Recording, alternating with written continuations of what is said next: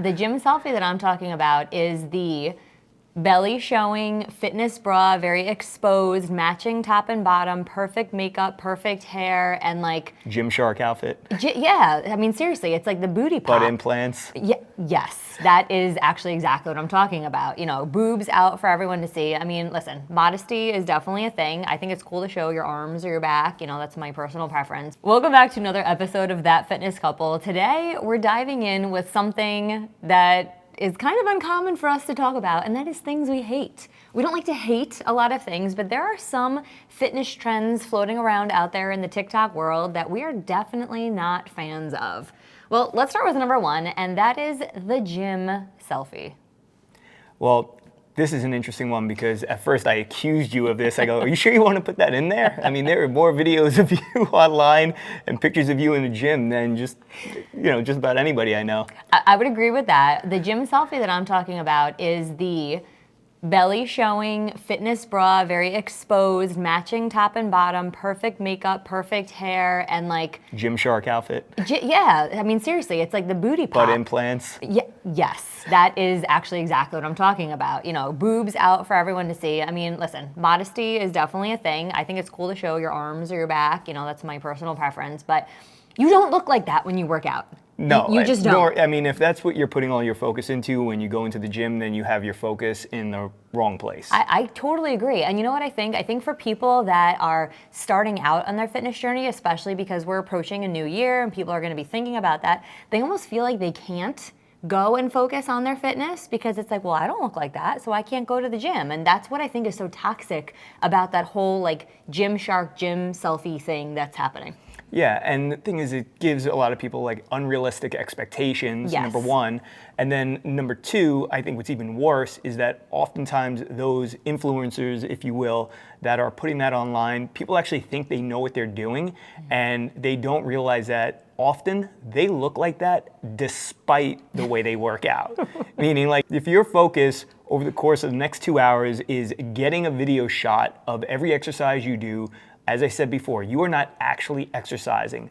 And in many cases, they are getting these results not because of the workout that they're doing, but because of the genetics they were blessed with. And that's not to say people don't work hard. I don't want to take anything away from somebody, but I just think that it's unrealistic to put it out there that, well, you too are going to look like me if you do my booty shaping workout. And look at my butt, because I showed you my tight pants with my butt implants in them, and you too can look like this. It's like, it's just not real. Well, it's true. And listen, at the end of the day, you know, I think going into this next year, if we can normalize, if you're going to work out first thing in the morning, you don't have to have your makeup and your hair done. I mean, I love pulling my hair back and putting a hat on.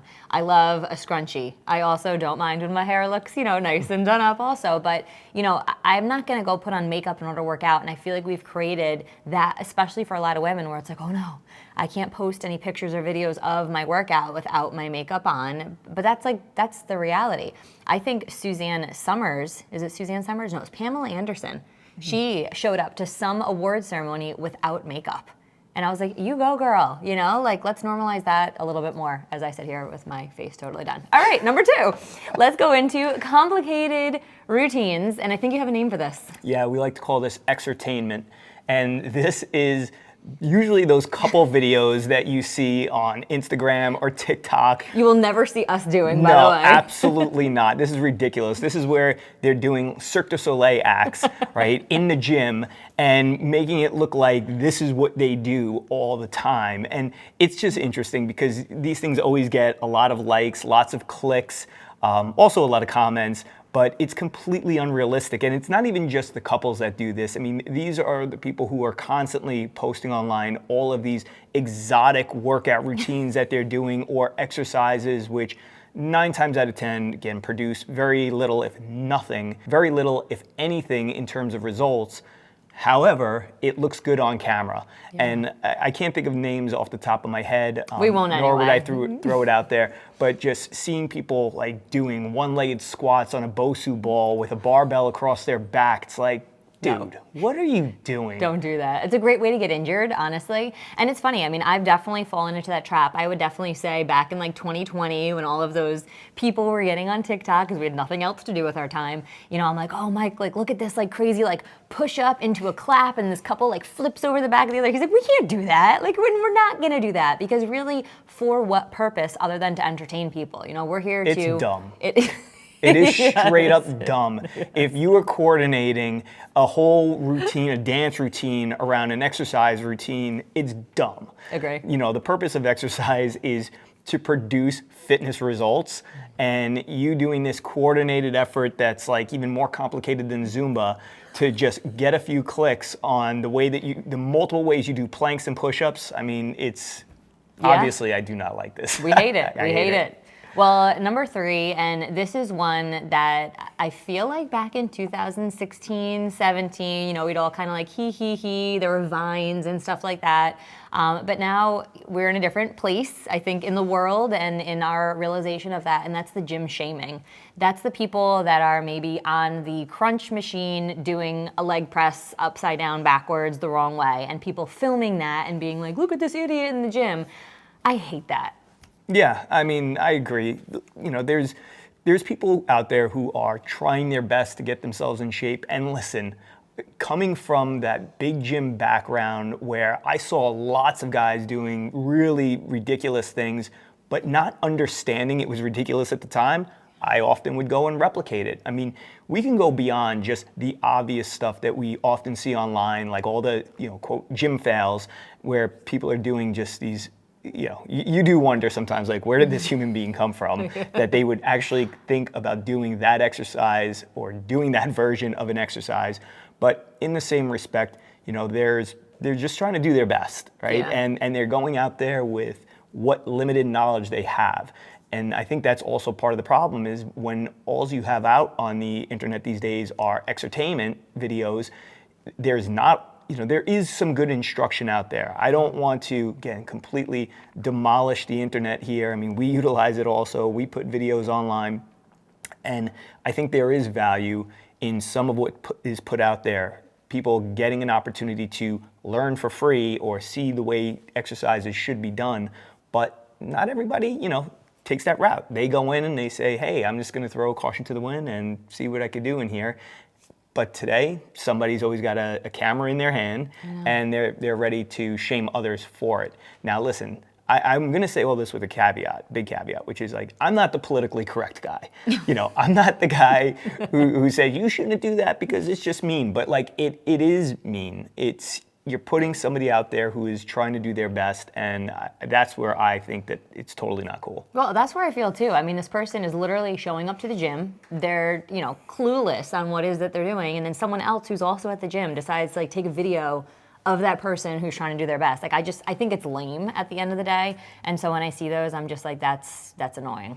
I think in those circumstances too, what's interesting is like there's a completely different approach somebody could take, which is going up to that individual and in a very loving way and saying, hey, talk to me about what it is you're trying to accomplish with that. And if they give you like a very honest answer, well, I think it's going to do this, and you have the knowledge and the ability to educate them, I think that is a good opportunity to, you know, take that person by the hand and kind of show them a different way. And whether or not they're going to be responsive to that or not, I mean, who knows? And I know some people who are listening to this, like, I'm not going to be that person to tell them. But if you are that person who, again, has that kind of knowledge and understanding, then why not? You know, I get it. In the gym environment, sometimes people just want to be left alone. They don't want to hear what you have to say. They want to do their own thing, which is why often if we're visiting a gym, you know, I kind of keep my mouth shut and don't say too much. But I know that sometimes I'm looking around going, oh my gosh, if that person just knew.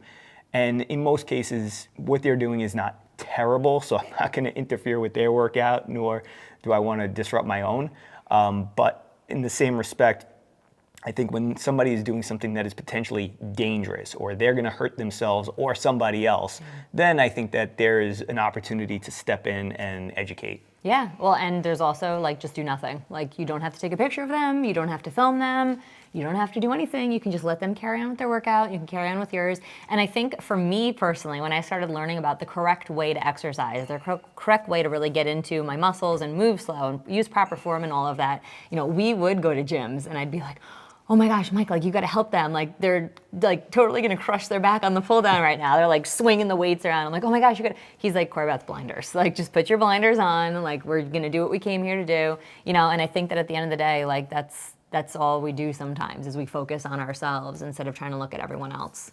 I think 2024 will be the year that we move away from some of this artificial presentation of fitness on the internet. At least that's what we're going to be committed to, showing up at the gym without makeup on and just getting your workout in. Like you are there, like you said, to provide your body with a stimulus. You are not there for any other reason. And listen, I love setting up my camera and filming a couple of different exercises, filming a little bit, but at the end of the day, that will typically come at the end of my workout. Like when it's finished, when it's done, like the purpose of the workout is the workout. And we do take great pride in 30-minute workouts. Like you're in, you're out, it's very time efficient. Well, and that should be the focus for anyone out there is your workout is intended to produce a result. And if you're in the gym doing anything besides that workout that should be producing that result, then that should be time set aside for those things. But it definitely should not become a part of your routine. Yes. So that said, these are the 3 fitness trends that we are such not fans of that we would even go so far as to say we hate them. And that is the gym selfie. You don't look like that when you're really working out hard. Those complicated routines. So I feel like that's like a breath and sigh of relief for a lot of people being like, oh, thank God I don't have to like put my foot on the wall and climb up it and flip over in order to like have a great body. You don't. And then definitely the gym shaming. Not cool, people. Definitely not cool. Well, join us in our next episode. Thanks so much for tuning in to this one, 3 fitness trends that we hate, and we look forward to catching you on the next one.